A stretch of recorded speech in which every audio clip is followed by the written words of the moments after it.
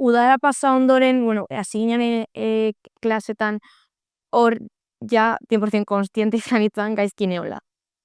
Ezin nun klase barrun egon, zan, lau paret barrun, 20 pertsonekin nik hemen ezin dut. Nik hemen agobiatzen ari naiz. Eta orduan, itxi izan puntu bat, esplotatu nula egun baten. Esplotatu inun, ansiedade krisi bat eukin nun, eta ezin nazakin hasi ditzan, eta hortikan aurre izan zen, egunero ansiedadetakekin egon itzan. Osa, ia izan zen, egunero, 2, 3, eta zan pasadat ezin nun klase barrun egon, eta etxea juten itzan, edo kalen gaten itzan, beldurra bezala hartu nion baitare klasea juteari, ez zero ze gertatzezalako hor barrun, baizik eta nire buruak ezin zulako hor barrun egon. Ezin nun hor barrun egon.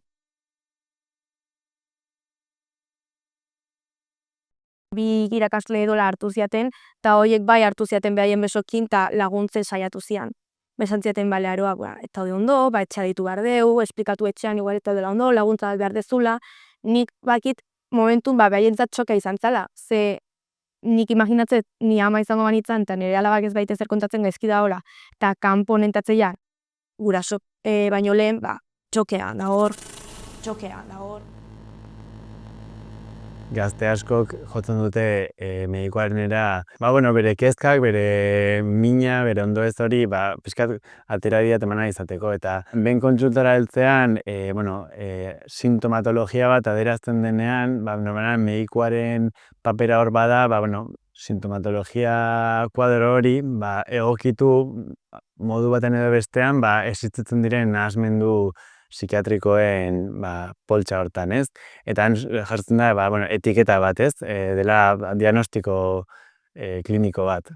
Orduan, behin diagnostiko hori jasota batik bat, oro har ematen da psikofarmakoen preskripzio bat, ez? Gaur egungo osasun sistema, behintzat hemen daukagun osasun sistema, osasun mentalaren ikuspegi horretatik oso hankamotz dago oraindik. Ez ditugu betetzen osasun mundu erakundeak eta erakunde internazionalak eskatzen dituzten ratioak, eta oso zaila da beharrezko artatze psikologiko bat lortzea osasun sistema publikoan. Eta noski bertan dauden profesionalek alduten lan guztia eta gehiago egite dute, bai dauzkaten ratioekin ezinezkoa da kalitatezko laguntza psikologiko bat ematera.